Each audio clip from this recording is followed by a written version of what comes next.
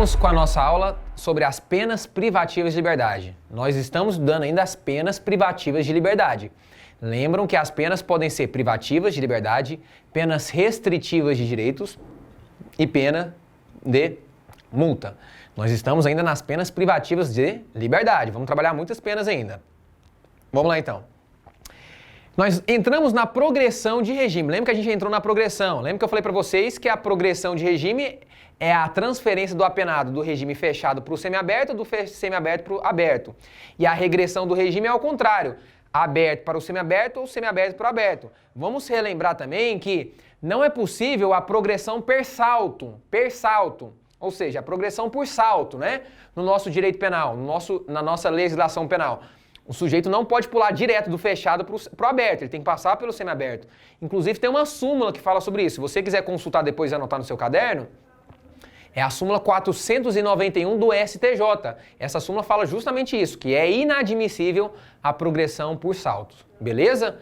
Ótimo. Agora, regressão não. A regressão por salto é perfeitamente admissível. Agora, nós vamos dar os requisitos. Nós vamos estudar os requisitos. Presta atenção, eu vou falar para vocês vão anotar no caderno. Eu vou falar para vocês, nós vamos dar os requisitos para que uma pessoa possa progredir do fechado para o semiaberto ou do semiaberto para o aberto. Quais são os requisitos, professor? Ela tem que cumprir dois requisitos. Então vamos lá. Requisitos. Requisitos para a progressão. Requisitos, requisitos para a progressão de regime. Vamos lá, vou colocar uma cor aqui diferente para ficar diferenciado aqui para vocês. Pessoal, para uma pessoa progredir de regime, ela tem que cumprir um requisito que? Requisito objetivo, e ela tem que cumprir também um requisito subjetivo. Beleza? Requisito objetivo e o requisito subjetivo. Vamos lá. O requisito subjetivo, pessoal, eu já falei para vocês. O requisito subjetivo, o apenado, aquela pessoa que foi condenada, ela tem que ter um bom comportamento carcerário, que vai ser averiguado pelo diretor do estabelecimento prisional. Pronto. Deve ter um bom comportamento carcerário. Tem que respeitar as regras lá dentro. Tem que andar na linha. Bom comportamento carcerário. Cumpriu esse requisito, ele tem que cumprir mais outro requisito então. Então o requisito subjetivo, bom comportamento carcerário. Anota aí no seu caderno. Beleza? Professor, qual que é o requisito objetivo? O requisito objetivo, ele tem que cumprir uma parte da pena. Esses requisitos, pessoal, são cumulativos, viu? Tem que cumprir os dois para poder progredir. Vamos lá. Professor, eu já disse para vocês que antigamente, como que era o cálculo? 1/6 para progredir de regime nos crimes comuns. Se fosse crime hediondo ou equiparado, 2/5 se ele fosse primário e tinha que cumprir 3/5 da pena se ele fosse reincidente.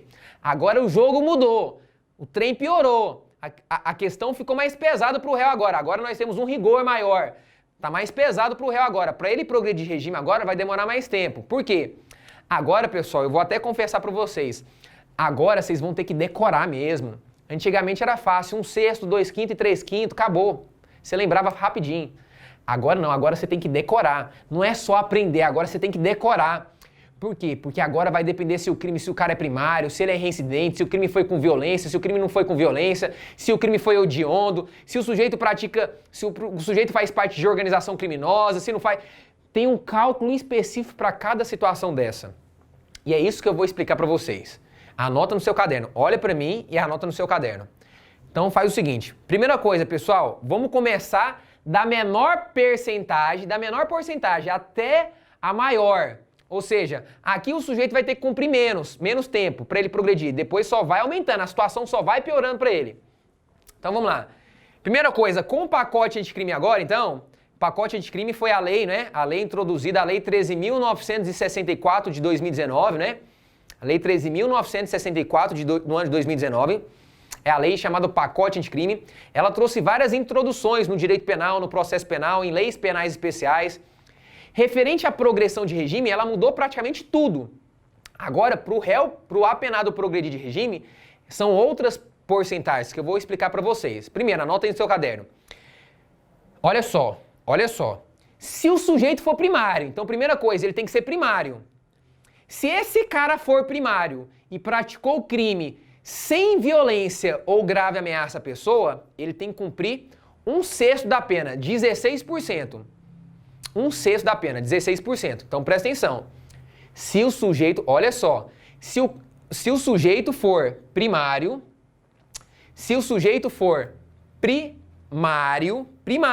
e praticou o crime sem violência ou grave ameaça, por exemplo, um furto. O furto não tem violência ou grave, o roubo tem, o furto não. O sujeito é primário e praticou um furto.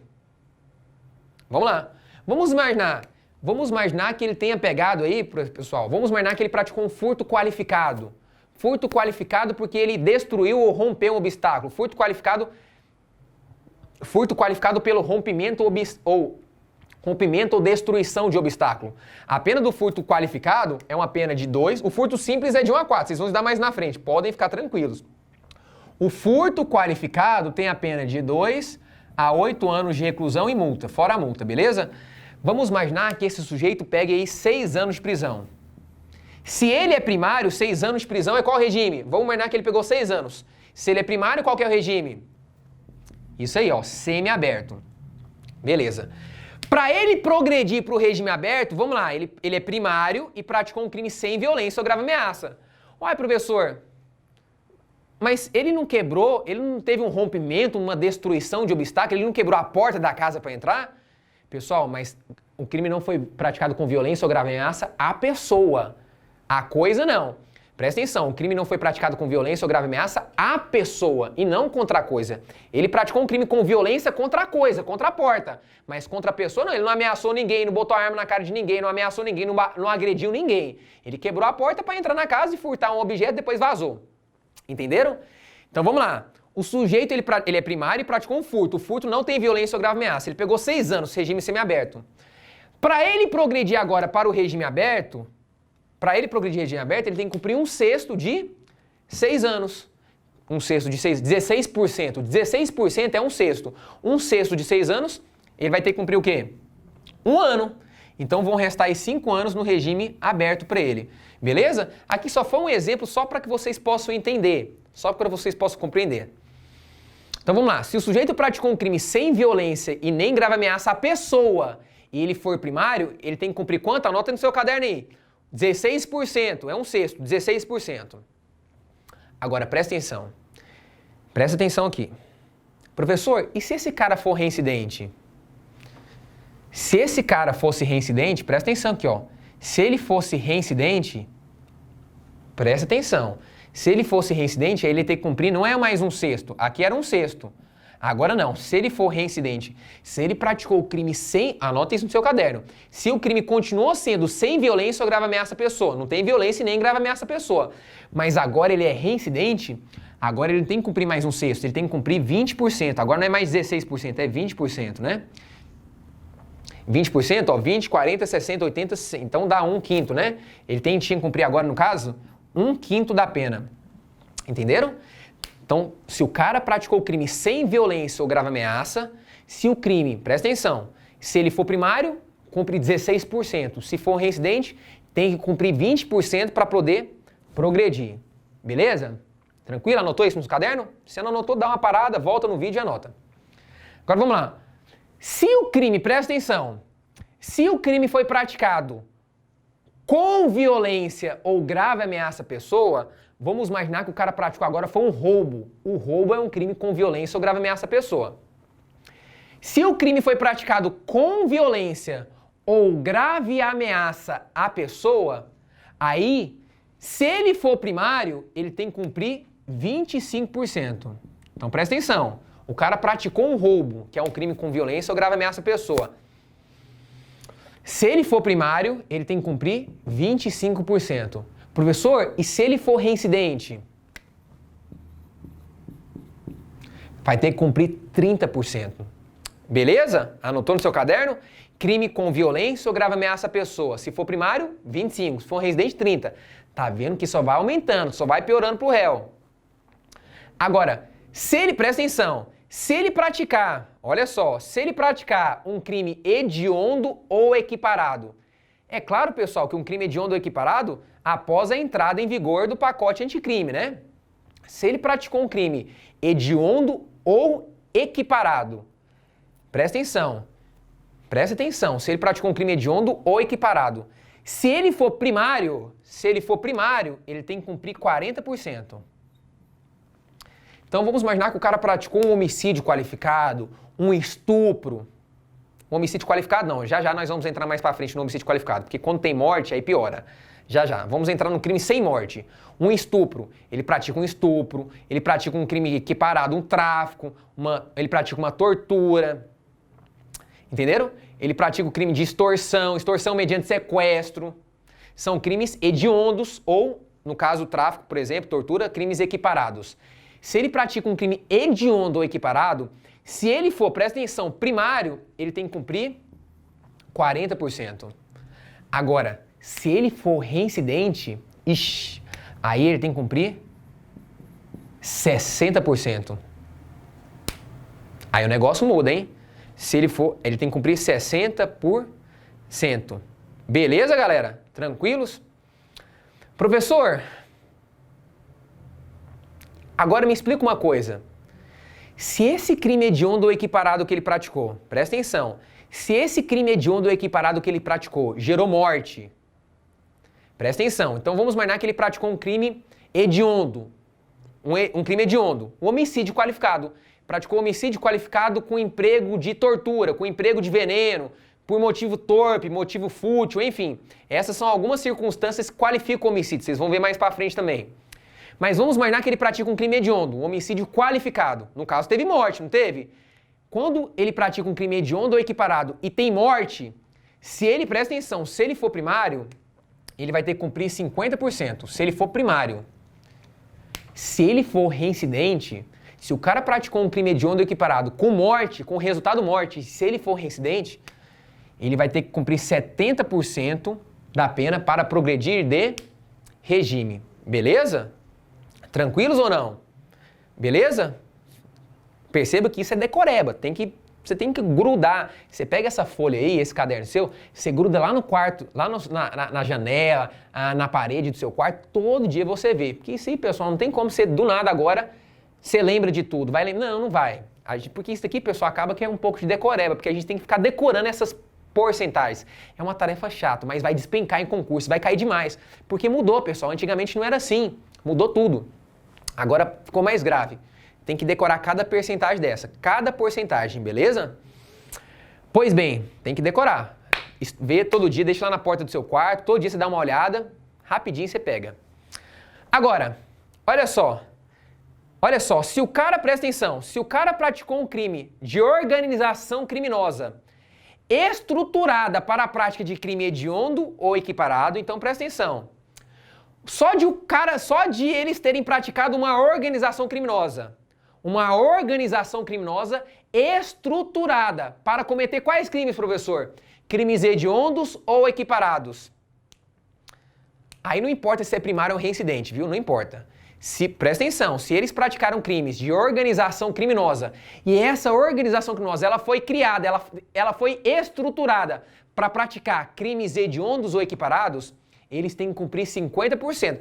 Perceba, pessoal, que eles não praticaram crimes hediondos ou equiparados, eles apenas organizaram. Eles formaram uma organização criminosa com o objetivo de praticar crimes hediondos ou equiparados. Professor, e se não for crimes hediondos ou equiparados? Aí não é 50%, né, pessoal? Aí não vai ser 50%. Então, para ser 50%, tem que ser crimes... Eles têm que ter formado essa organização criminosa para praticar crime hediondo ou equiparado. Então, eles têm que cumprir quanto? 50%. E aqui não importa se é primário ou reincidente. Anota isso no seu caderno. Beleza? E se envolver também, pessoal, crime de constituição. Crime de constituição de milícia privada. O que é milícia privada, professor? Milícia privada, pessoal, o nome já diz, ó, milícia privada. É aquela situação, pessoal, que pessoas particulares, pessoas que não são integrantes, pessoas que não integram os quadros da segurança pública, pode até ter, mas quando fala milícia privada, são pessoas que integram, pessoas particulares, pessoas que não integram quadros da polícia, quadros da segurança pública? Pessoas, empresários, tem muitos empresários, né? Pessoas que vivem, têm seus trabalhos comuns, essas pessoas se juntam para fazer justiça com as próprias mãos. Normalmente essas pessoas têm armas, elas têm armamentos, né? São pessoas aí do âmbito privado, pode ter às vezes uma pessoa, um policial, pode ter às vezes alguma pessoa ajudando ou mais da segurança pública, mas milícia privada, a essência são pessoas de âmbito privado, pessoas que não fazem parte da segurança pública, e essas pessoas, elas se armam, elas têm armas, elas querem matar, elas querem ali fazer justiça com as próprias mãos. É o seguinte, já que o Estado não está fazendo a parte dele, vamos se juntar aqui, galera, e vamos formar uma milícia privada, entre nós, né? Entre nós, para que nós possamos fazer justiça com as próprias mãos. São os famosos justiceiros, né? Que querem pegar o papel do Estado para si, e a gente sabe que o papel de punir é exclusivo, é monopólio do Estado, né? Nesse caso, quando há constituição, presta atenção, quando há crime de constituição de milícia privada, tem que cumprir também 50%, não importa, viu? Se é primário ou reincidente. Praticou crime de constituição de milícia privada, é claro, a partir do pacote anticrime, né? A partir da entrada em vigor do pacote anticrime, que é a Lei 13.964 de 2019, tem que cumprir 50%. Anota isso no seu caderno.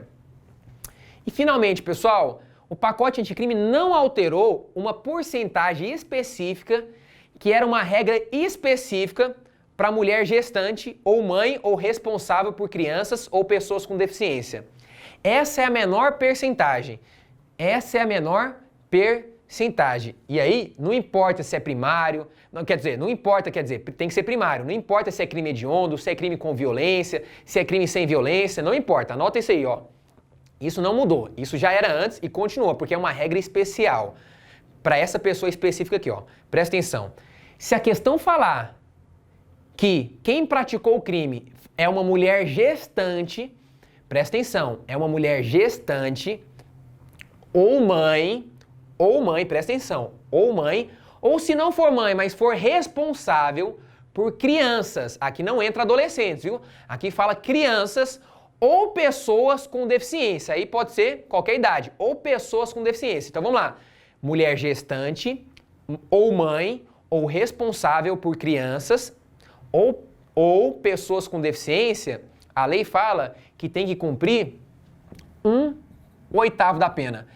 É a menor fração, é a menor percentagem aqui. Vai ter que cumprir 1/8 da pena, beleza? Se for nesse caso específico, aí não importa se é crime hediondo ou não. Só um detalhe, obviamente esse crime não pode ter sido praticado contra aquela pessoa, contra o filho, né? Contra aquela pessoa que ela cuida, que ela é responsável, né? Óbvio, né? Ela não pode integrar também organização criminosa, né?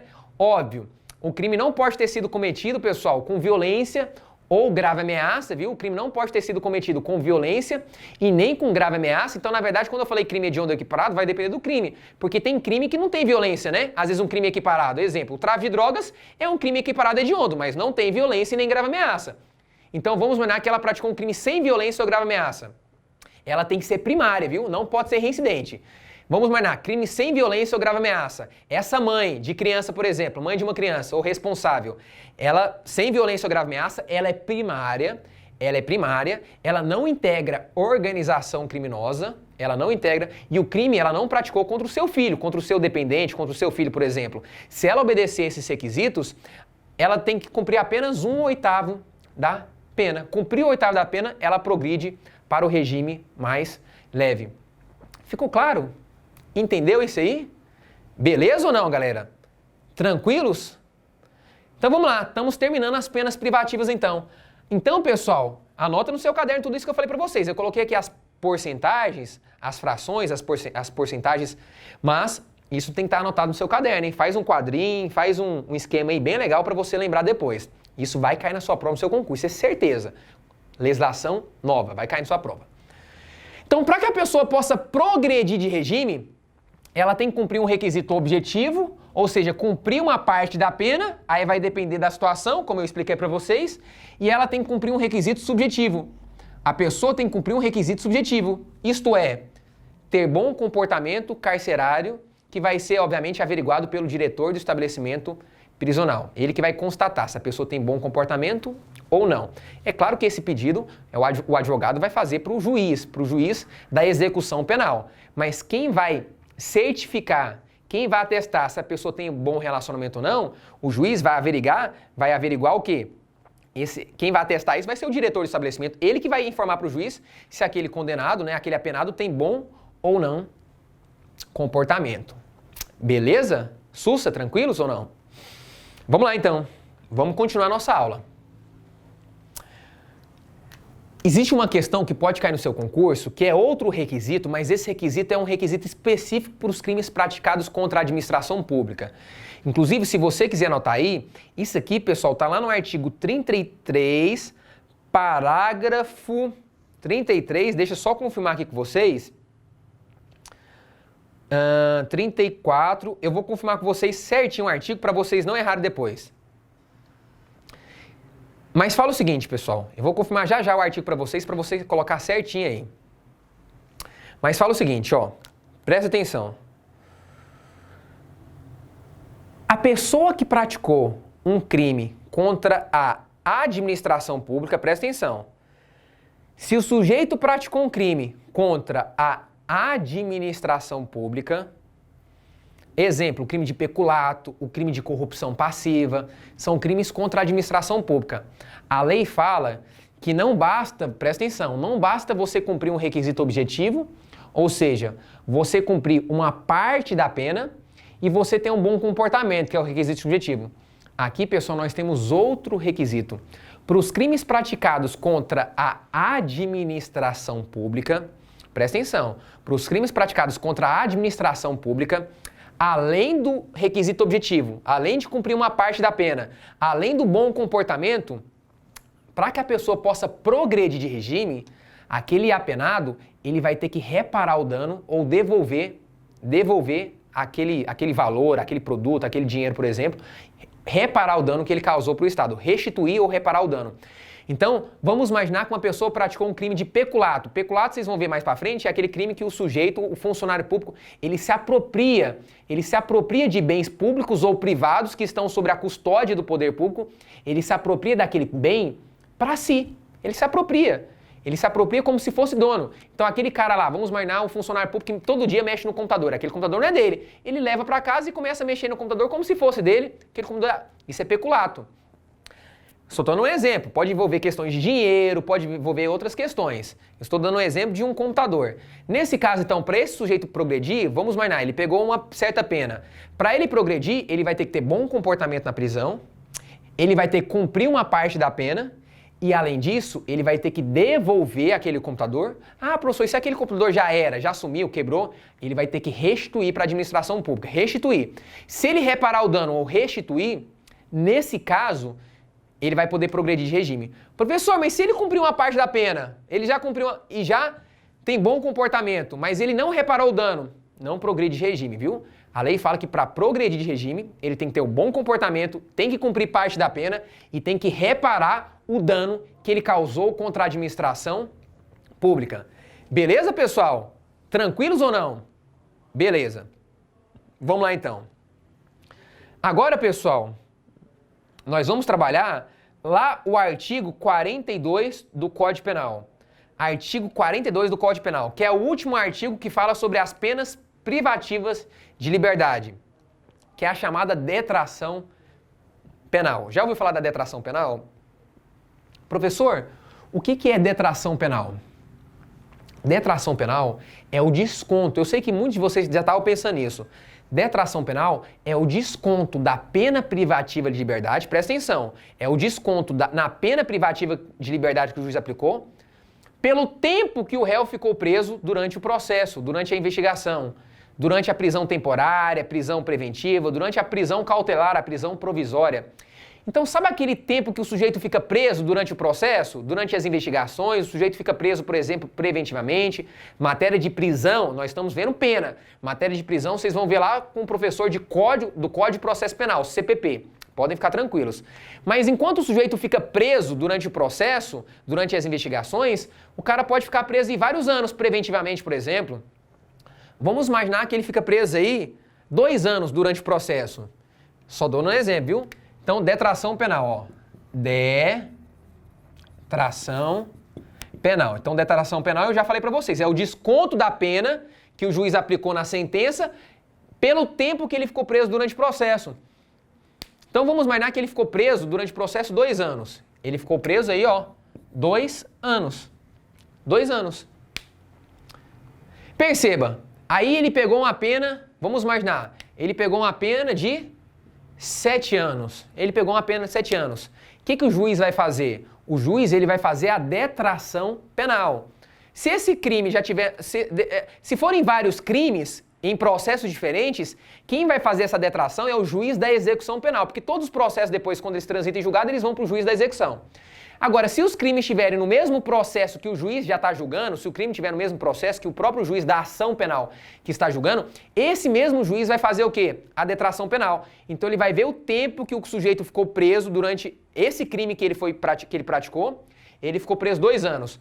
O juiz condenou ele a uma pena de 7 anos, então o juiz vai subtrair 2 menos 7, né, pessoal? Então a pena dele final vai ser 5 anos, porque ele já cumpriu 2 anos de pena de prisão. Ele pegou 5 anos, isso é a detração penal. É você descontar do tempo da pena aplicada pelo tempo que a pessoa ficou presa provisoriamente durante as investigações, durante o processo. Eu sei o que você quer me perguntar, eu já sei. Fala, professor, beleza. Mas se esse cara ficou 2 anos preso, ele ficou 2 anos preso de forma injusta. Injustamente, não foi ele que praticou o crime, ele foi confundido, enfim. Por algum motivo ele ficou preso 2 anos injustamente. Aí na sentença, no momento de o juiz condenar ou absolver, o juiz percebe que houve uma falha e absolve ele. Absolve ele porque não foi ele que praticou o crime, por exemplo. Vamos imaginar que não tenha sido ele que praticou o crime. E aí, professor, ele ficou 2 anos preso. Ele tem esses 2 anos de crédito com o Estado, ele pode sair assim e falar assim, rapaz, fiquei 2 anos preso, agora eu vou praticar crime na rua. Eu tenho 2 anos de crédito com o Estado. Se eu então praticar um homicídio aí, homicídio, se eu pegar uns 10 anos, vai ter que tirar 2 aninhos, porque então vai ficar melhor pra mim. Se eu praticar um roubo aí, pegar uns 5 anos, já vou pegar 3 anos, porque já tem 2 anos aí de crédito. Claro que não, né, pessoal? Não pode isso, óbvio que não. Ué, professor, mas o Estado errou, esse cara ficou preso 2 anos de forma injustamente. O que vai acontecer? Vou explicar. Nesse caso, ele não tem crédito com o Estado. Se o Estado vacilou, se o Estado errou, se ele ficou preso de forma injusta, ele contrata um advogado e entra contra a Fazenda Pública, pedindo ressarcimento pelos danos morais, materiais, pelos danos que ele sofreu, que ele perdeu nesse tempo que ele estava preso. O salário que ele perdeu, o emprego que ele perdeu, o convívio com a família, com os familiares, enfim, tantas coisas que ele perdeu nesse tempo que ele ficou preso injustamente. A humilhação que ele passou, a sua honra que foi, a dignidade sua, né, que caiu por terra. Então perceba, essas situações, ele pode entrar depois contrata um advogado, entra com danos materiais, danos morais, danos materiais por tudo aquilo que ele perdeu, os danos morais em relação à pessoa dele, à honra dele, à imagem dele, ele entra, né, pedindo essa reparação, essa reparação, né, indenização por parte do Estado para que o Estado ressarça esse sujeito, né? Vai demorar um pouquinho para receber, mas vai receber um dia, né? Perceba, é isso que ele tem que fazer, é o meio que ele tem para fazer. Ele não tem crédito 2 anos com o Estado não, viu? Beleza? Tranquilos? Mas no caso, se ele foi condenado a uma pena de 7 anos, já estava 2 anos preso, vai pegar mais 5 anos, né? Porque 2 anos ele já cumpriu. Entenderam? Isso é o quê? Detração penal. Aí você me fala, professor, só a última pergunta para a gente encerrar a nossa aula. Se acontecer a chamada superveniência da doença mental, ou seja, esse cara, vamos imaginar que ele começou a cumprir a pena, então, teve a detração penal, né? Ele já tinha cumprido 2 anos, pegou 7 anos, vai cumprir 5 anos. Beleza, 5 anos se ele for primário, semiaberto. Beleza. Ele tá lá no semiaberto, cumprindo a pena, né, na colônia agrícola ou industrial. Tá lá na prisão, na colônia, cumprindo a pena. Vamos imaginar que o cara fica doido da cabeça, acontece algumas coisas lá, o sujeito não tá nunca ido para um ambiente desse, o sujeito assim, ele enlouquece, ele fica doido da cabeça. Vamos imaginar que sobrevém uma doença mental sobre ele, uma doença mental pesada. Aí eu te pergunto, esse sujeito, ele vai ficar lá na prisão ainda? Ele vai ter que cumprir a pena de prisão? Óbvio que não. Não estava faltando 5 anos para ele? Vamos imaginar que ele já tinha cumprido 1 ano na prisão, 1 ano lá no semiaberto. O cara ficou doido. Veio uma doença mental, o cara ficou louco. Ele tem mais 4 anos, não tem? Só que esse cara não pode ficar mais na prisão, pessoal. Não tem condição. Esse cara aí vai continuar punindo o sujeito?